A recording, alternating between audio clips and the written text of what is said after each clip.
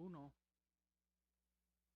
versículos 6 al 10, pero vamos a leerlo del 1 al 14, del 3 al 14, para que así podamos entender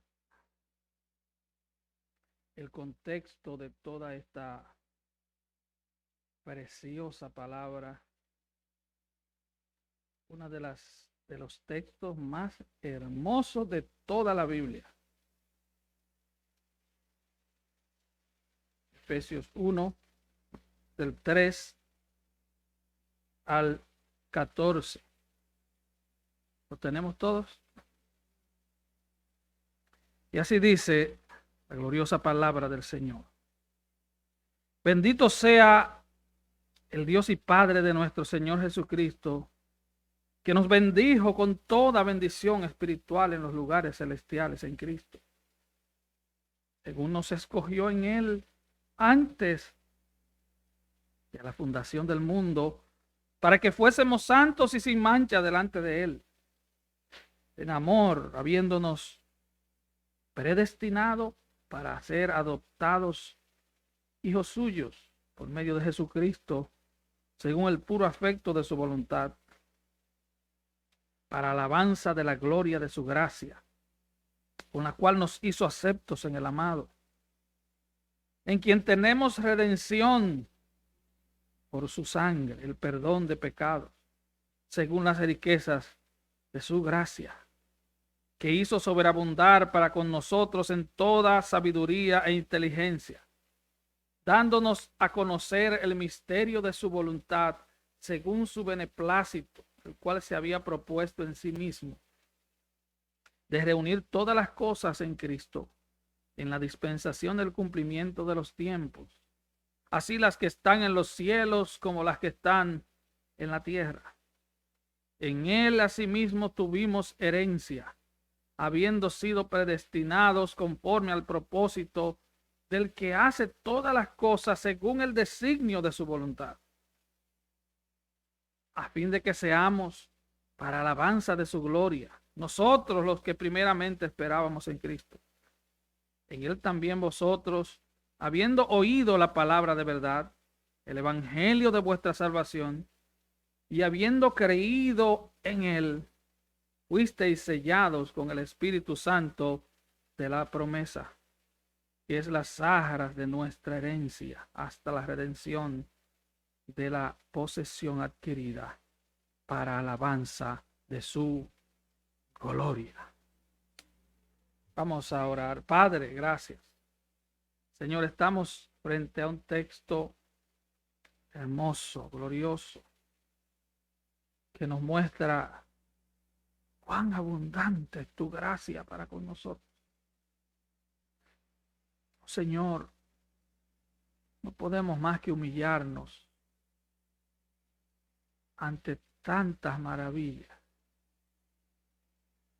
Padre, en esta mañana aplica tu palabra con poder a cada corazón.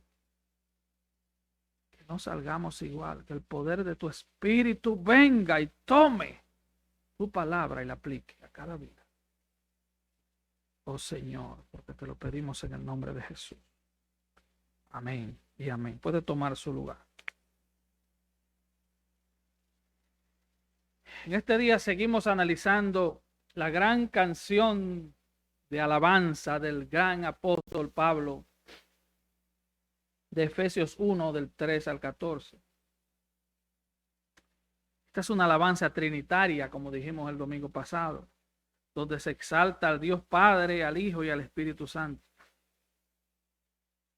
Algunos comentaristas comparan este texto, que en el griego original es una sola oración de 202 palabras, lo comparan con una bola de nieve, que según va bajando se va agrandando, o como una cadena de oro de muchos eslabones, o como el vuelo de un águila que va subiendo y va subiendo. En este texto vemos de los versículos 4 al 6 cómo el Padre elige. Nos eligió desde antes de la fundación del mundo. Nos eligió cuando no existíamos. Nos eligió en la eternidad pasada. Vemos como el Hijo redime, nos compra. Versículos 7 al 12. Y vemos como el Espíritu Santo nos sella. Versículos 13 al 14. Podríamos decir también que el Padre planeó nuestra salvación, el Hijo pagó por ella y el Espíritu Santo la aplicó. Es glorioso, hermano. Independientemente de nuestras circunstancias, tenemos motivos de sobra para adorar a Dios, para explayarnos en júbilo. Aunque la casa se nos esté cayendo encima, podemos ver cómo Dios nos miró desde antes de la fundación del mundo, nos apartó para Él. El Hijo nos compró y el Espíritu Santo nos selló. Mire, es más fácil que usted abra las compuertas de la Reserva Federal, donde están las grandes reservas de Estados Unidos. Es más fácil que usted se meta ahí a que el diablo te robe la salvación si tú eres cristiano.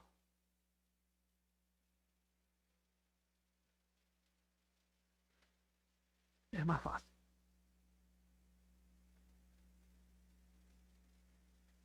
En este día vamos a hablar del segundo tema. Vamos a hablar del tema de la redención. Este no es un tema común en estos días. De hecho, muchos tal vez conocen el tema de redimir algo porque le dan un cupón en un supermercado, ¿verdad? Tú compras un galón de leche y te dice, si compras 5 juntos, te damos un 10%. ¿Quién va a comprar 5 galones de leche juntos? Por amor a Dios. Pero te dan un cupón.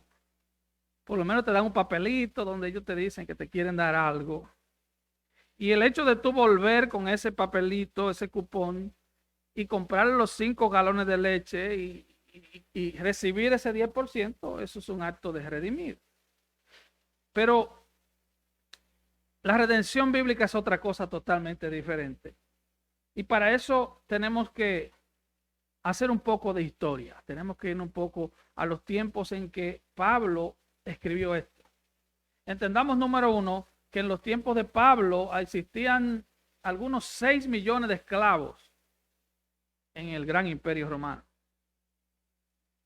Algunos eran vendidos en el mercado de esclavos. De hecho, el mercado de esclavos era un mercado muy visitado y muy productivo. Otros eran hechos esclavos a causa de que habían perdido la guerra y eran tomados cautivos y hechos esclavos. Otros eran hechos esclavos porque tenían una deuda y no la podían pagar. Entonces el deudor, el acreedor, perdón, venía y te tomaba a ti y a tus hijos y lo hacía sus esclavos. Ahora, en la Biblia, el concepto de redención se expresa en 6 términos legales. Ya, yo estoy en mis aguas aquí. Se expresa en 6 términos legales que el Nuevo Testamento nos expone en relación con la salvación. Número 1, justificación. Es declarar inocente a un culpable en una corte. Es absolverlo de todo cargo. Usted es libre para irse a su casa. Número 2, el indulto. Cuando el presidente indulta a un preso, el indulto o cancelación de una deuda legal. Se usaba en la Biblia, o se usa en la Biblia para referirse al perdón de pecados por parte de Dios. Número 3, la adopción.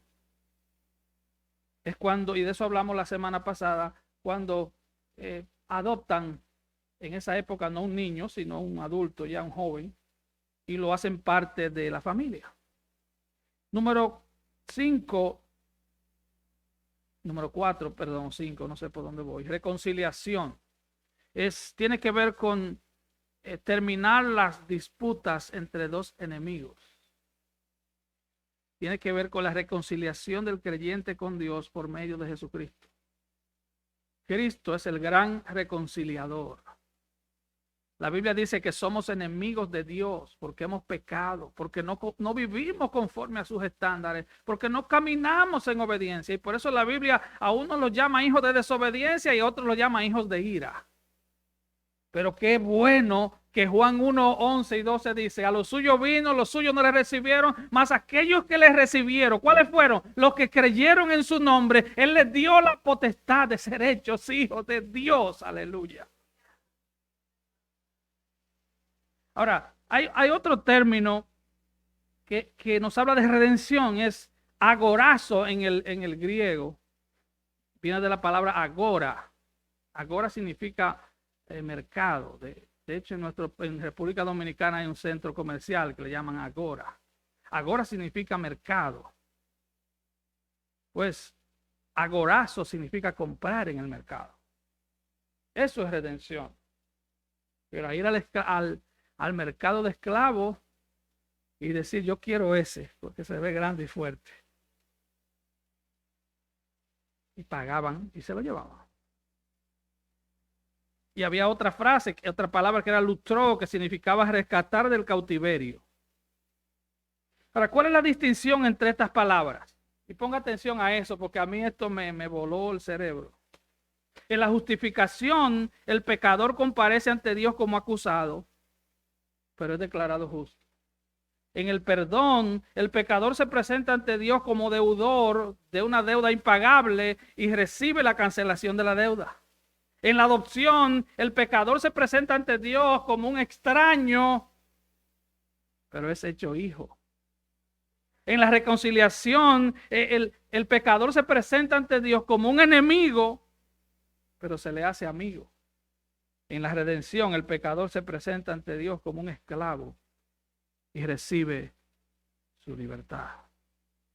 Mire, este es el maravilloso milagro de la salvación. Es el milagro más grande.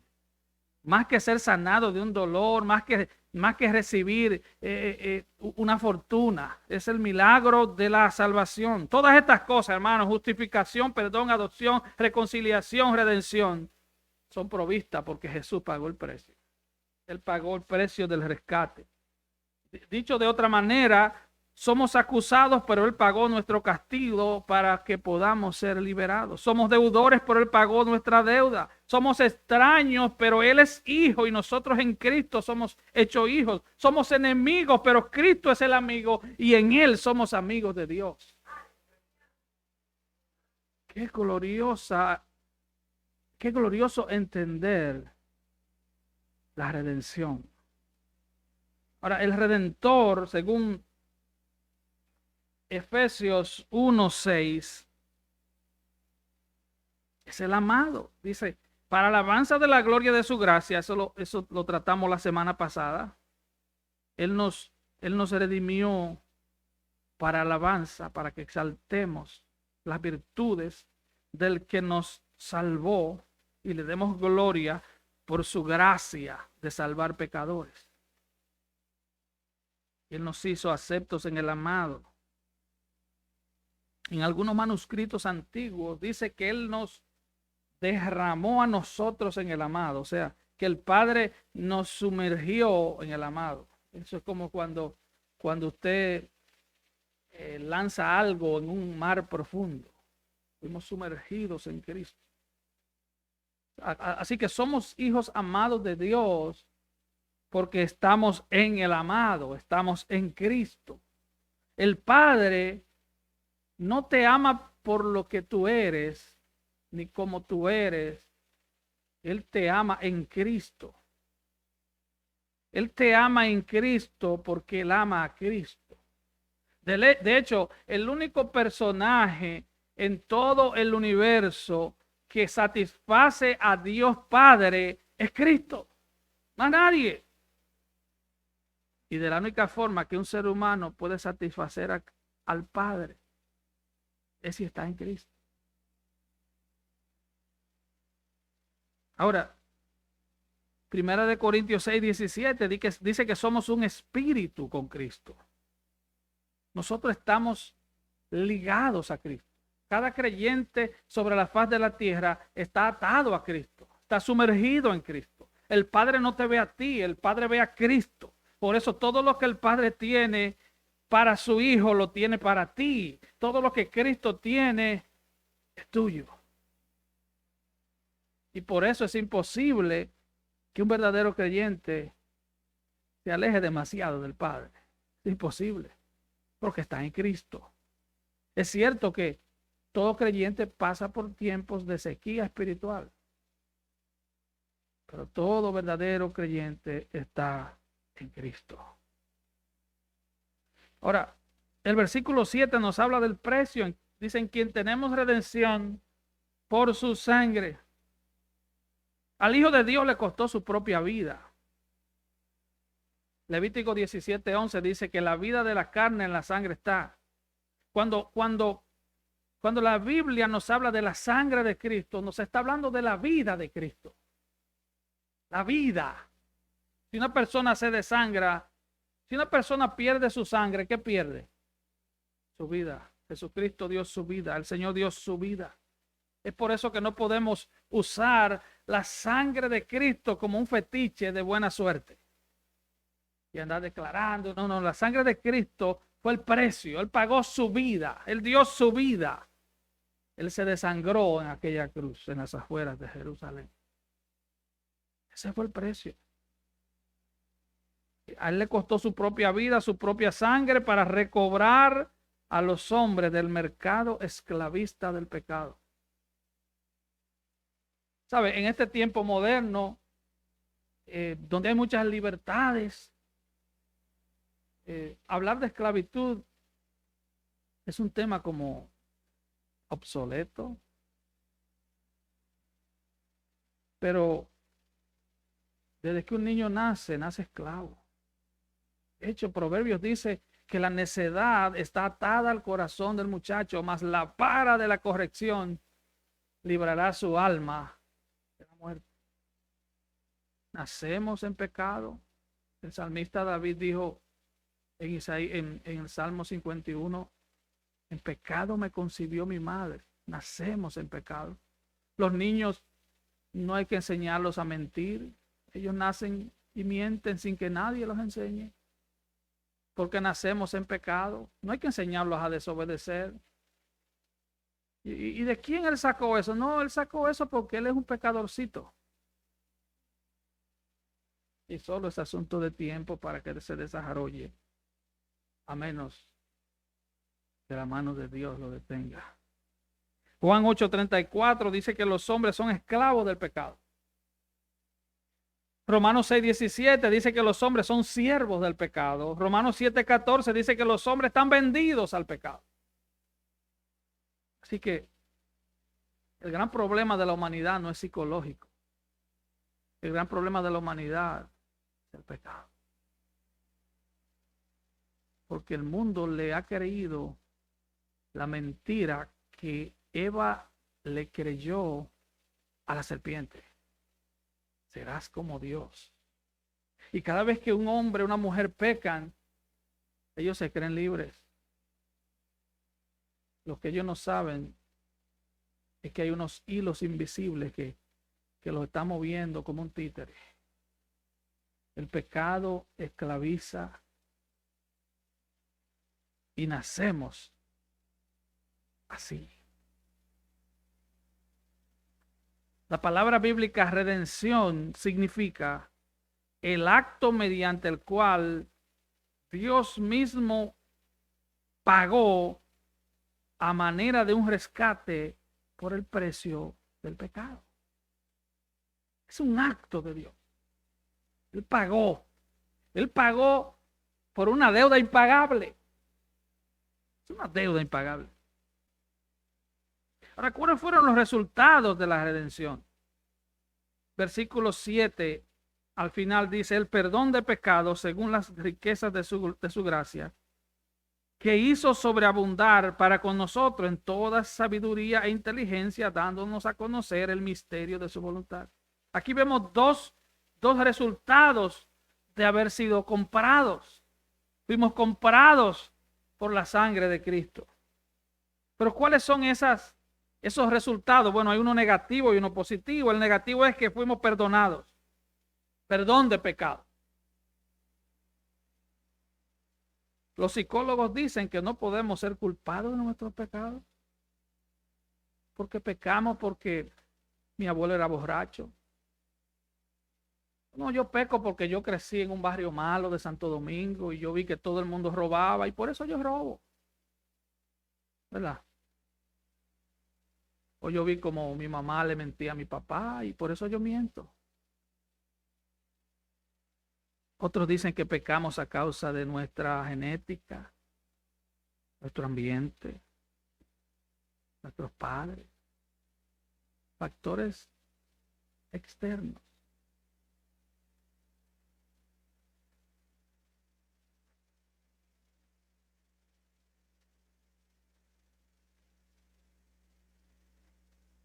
Hay factores externos, según ellos, que el medio ambiente determina lo que somos. Lo cierto es que la Biblia le da responsabilidad a cada ser humano, a cada ser humano. Lo cierto es que cada pecado que cometemos y la culpa que viene como consecuencia de ese pecado son asuntos muy personales. No podemos escaparnos de eso.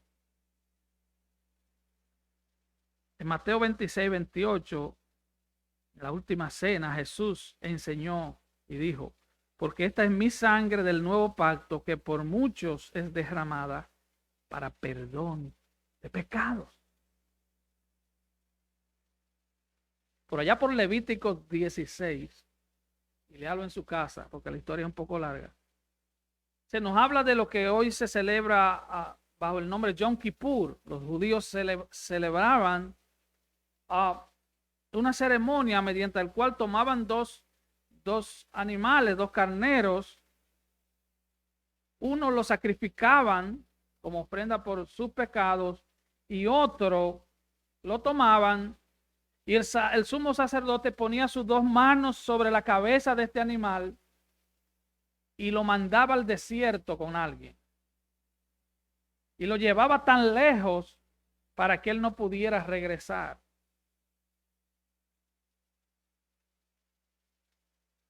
Como una señal simbólica que los pecados perdonados jamás regresarían. Escuchen esto. Eso fue en el Antiguo Testamento, allá en Levítico. Eso era parte de las leyes ceremoniales del Antiguo Testamento. Era llevado tan lejos, era llevado con alguien designado, llévalo bien lejos donde no pueda regresar, donde no pudiera encontrar el camino de regreso. El significado alegórico era que los pecados del pueblo se iban con el animal para nunca volver a ellos. Sabemos que esta ceremonia no quitaba los pecados. En realidad no los quitaba. Era una ceremonia. De hecho, la palabra perdón en algunos contextos significa eso, enviar lejos. Enviar lejos. Él toma tu pecado y lo envía lejos. Era el término que se usaba para significar el pago o la cancelación de una deuda. Ahora, por medio de Jesucristo, Él puso los pecados tuyos y míos sobre su cabeza y se los llevó lejos. Esa es la aplicación para el Nuevo Testamento. Él puso mis pecados y los tuyos sobre él. Por eso dice Isaías que el castigo de nuestra paz fue sobre quién? Pues sobre él. El castigo de tu paz. ¿Cuál paz? ¿A qué paz se refiere eso? ¿A que tenga paz mental y duermas bien en la noche? No, a tu paz con Dios. El castigo de tu paz y de la mía fue sobre él, fue sobre su cabeza. Por eso él fue crucificado en las afueras de Jerusalén. Aquel cordero tenía que irse lejos. Es por eso que dice el Salmo 103:12, y lo voy a leer en la Nueva Traducción Viviente. Llevó nuestros pecados tan lejos de nosotros como está el oriente del occidente. Tan lejos. Miqueas 7:18 y 19 dice, ¿qué Dios como tú que perdona la maldad? Es una pregunta. ¿Qué Dios como tú que perdona la maldad y olvida el pecado del remanente de tu heredad? No retuvo para siempre su enojo porque se deleita en misericordia. Él volverá a tener misericordia de nosotros. Sepultará nuestras iniquidades y echará en lo profundo del mar todos nuestros pecados. Así que la frase tan lejos del oriente como el occidente y la frase en lo profundo del mar significa lo mismo. ¿Tú quieres saber dónde está tu pecado? Tan lejos de ti como el oriente del occidente. Yo no sé si a usted eso lo emociona. Eso es para que usted estuviera en el borde de su silla gritando aleluya. Pero hermano, tan lejos el oriente del occidente. ¿Usted sabe dónde se encuentran el oriente y el occidente? En ningún lugar. El este y el oeste nunca se encuentran. A diferencia del norte y del sur, el este y el oeste nunca se encuentran. Eso significa que el pecado que Dios perdonó, lo perdonó para siempre. Él lo lanzará a lo profundo del mar. Y déjeme decirle algo, hay lugares, si mi memoria no me falla, en el Océano Pacífico, donde sus profundidades llegan a 12,000 metros. Ni siquiera un buzo experimentado puede ir ahí. 12,000 metros. Eso significa que el perdón de Dios es infinito.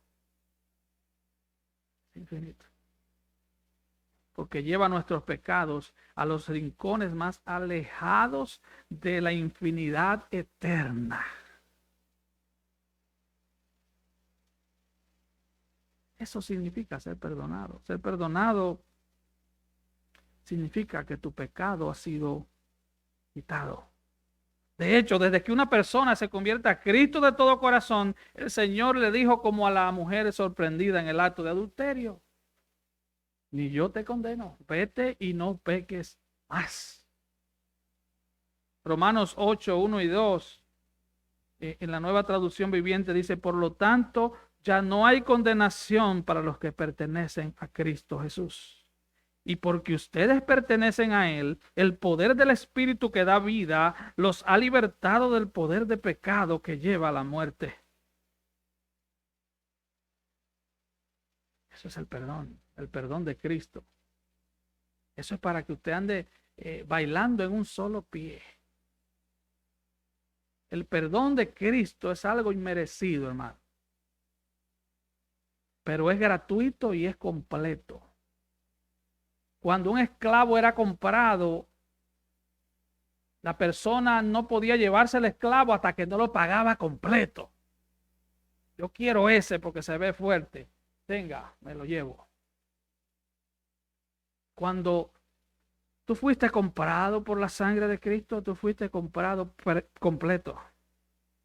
Quienes están en Cristo tienen libertad del pecado ahora y por toda la eternidad.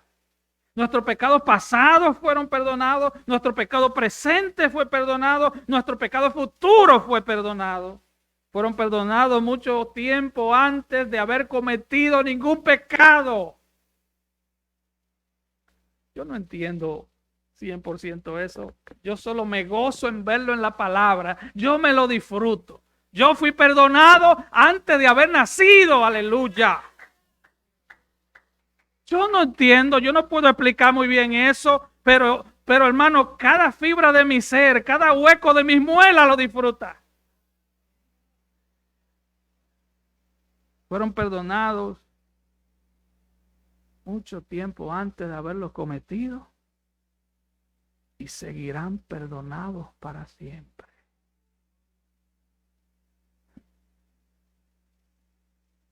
Y muchos dicen, pero es que esa doctrina de la gracia invita a la gente a pecar. No, 1000 veces no. Porque el que conoce que ha sido perdonado, vive humillado ante ese Dios que lo perdonó.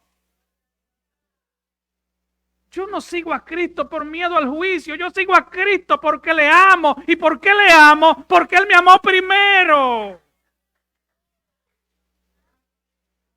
Porque Él me amó primero.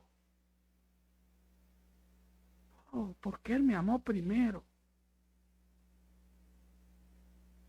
Cuando uno se encuentra con estas verdades, uno no puede más que adorar a Dios. Uno no puede más que explotar en alabanza y decir, oh, un miserable como yo, y ser perdonado por un Dios santo. Y además de eso, permitir que uno le sirva a Él. Eso es demasiado. Para mí eso es abrumador. Es abrumador. O sea, además de la salvación, también decirte, yo quiero que seas un siervo, que le sirvas a otro. Eso es demasiado. Eso es como que para que uno viva de rodillas llorando ante su presencia día tras día. Ahora, la triste realidad es que los cristianos también pecan. Por eso, allá en Juan 13, se recuerda cuando el Señor Jesús, esto pasa un día antes de la crucifixión, y el Señor se amarra una toalla. Él le iba a dar un ejemplo humillante a los discípulos. Usted sabe que en la cultura judía, cuando usted tenía visita, usted tenía que el siervo de menor rango le lavaba los pies al que llegaba. Como el empleado nuevo, que el empleado nuevo se le pega todo, ¿verdad? Así era. Al esclavo nuevo le tocaba lavarle los pies. Y déjeme decirle, eso era una tarea un poco dura porque no existían zapatos cerrados ni medias. Y la gente venía con ese mal olor de las calles, del polvo, del lodo, de la lluvia, las inclemencias del tiempo, y él tenía que lavarle esos pies sucios. O sea, no crea que es como ahora que usted anda con sus piecitos. Me hice un pedicure y no había nada de eso, hermano. Y Jesús comienza a lavarle los pies a los discípulos. Y cuando llega Pedro, el turno de Pedro, usted sabe, Pedro, Pedro parece que era una mezcla como de hispano, latino, qué sé yo. No, tú no me vas a lavar los pies. Y el Señor le dice, si no te lavo los pies, no tienes parte conmigo. Pues lávame entero. Él dice, no, lo que está limpio no necesita ser lavado, solo necesitas lavarte los pies. ¿Por qué no necesitaba lavarse entero? Porque en el perdón somos lavados enteros. Cuando Él te redimió, te lavó entero. El problema de ahora son los pies. Que cada día en nuestro caminar nos contaminamos. Y por eso necesitamos perdón diario. No perdón de salvación, sino perdón de limpieza. Perdón para poder disfrutar de ese perdón de salvación. Perdón de limpieza para disfrutar de una buena comunión con Dios. Y de una buena comunión con nuestros hermanos.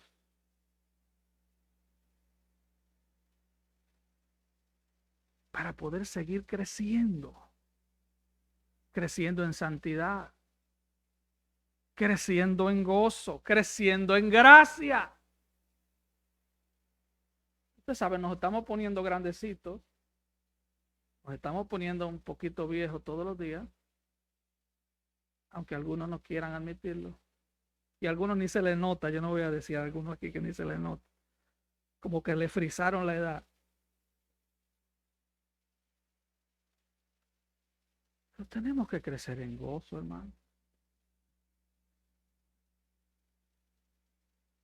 Tenemos que crecer en gracia. Tenemos que crecer en amor. Tenemos que crecer en santidad. ¿Qué dice? Dice Juan, que si andamos en luz, como Él está en luz, tenemos comunión unos con otros. Y la sangre de Cristo nos limpia de todo pecado. Ahora, ¿cuál es el segundo beneficio de la redención? Dice Pablo, sabiduría e inteligencia para conocer el misterio de su voluntad. El misterio de su voluntad. ¿Sabes? Hay cosas que la Biblia no te la dice en blanco y negro. Por ejemplo, la Biblia no te dice si te compras un Honda o un Toyota. ¿Verdad que no?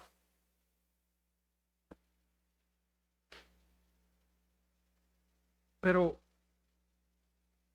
la Biblia sí nos dice cómo vivir para Cristo.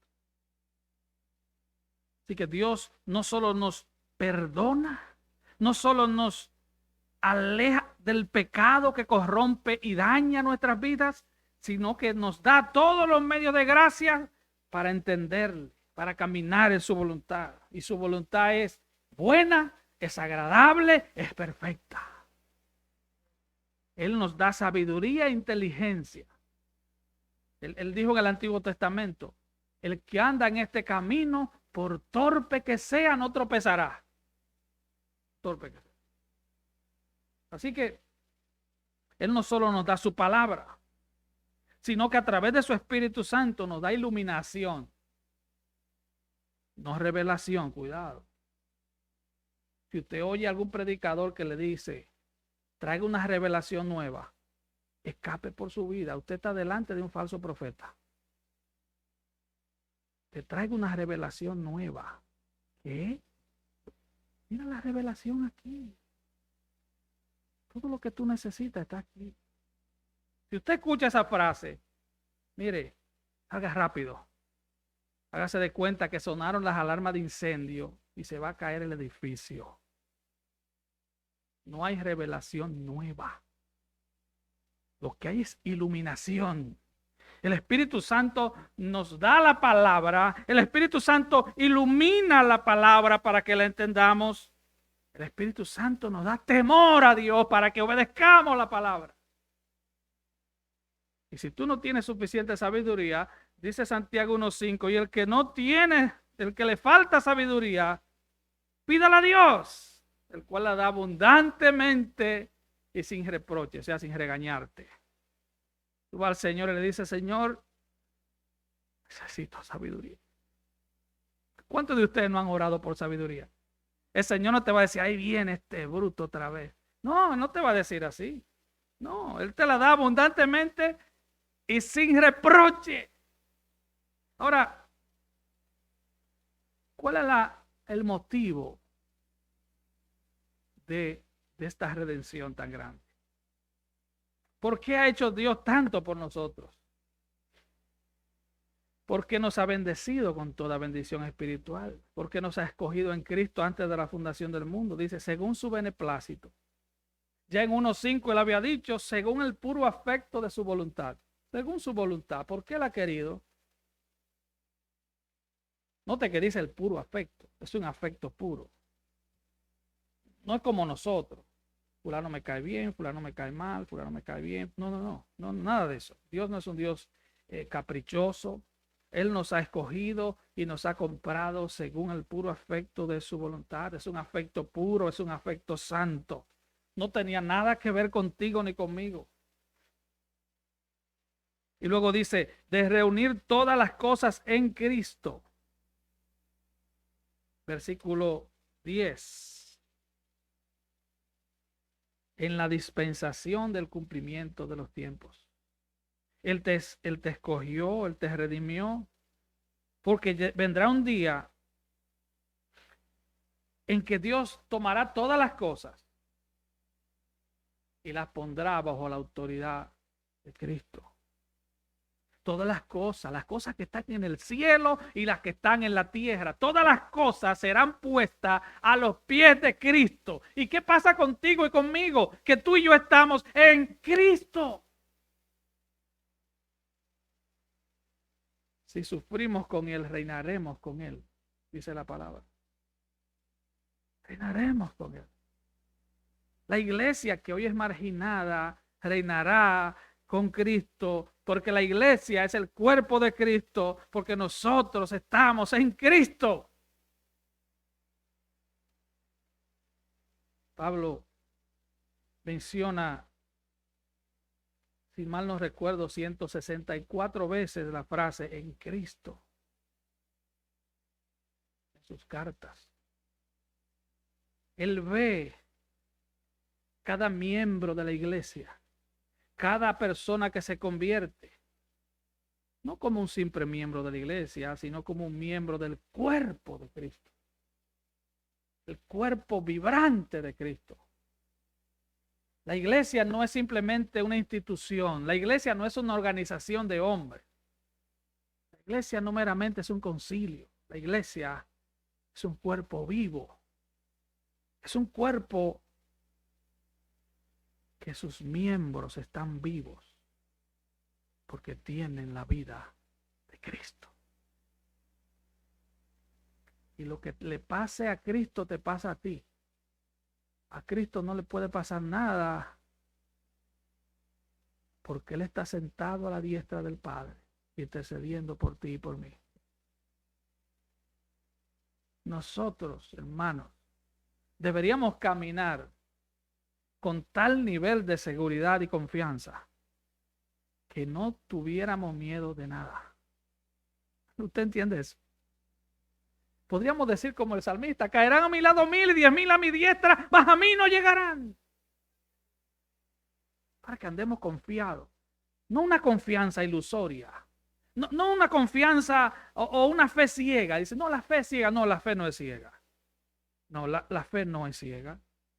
Nuestra fe está documentada, muy bien documentada. No es que yo no tengo fe en mi fe. Yo tengo fe en Cristo. Mi fe no mueve montañas. Quien las mueve es aquel en quien he creído y su nombre es Cristo.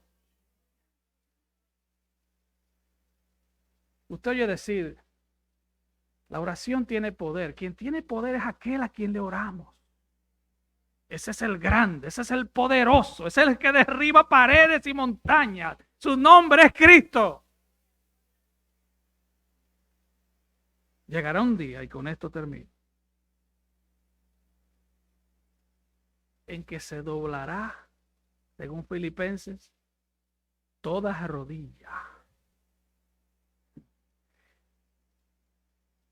¿Está hablando solo de la iglesia? No.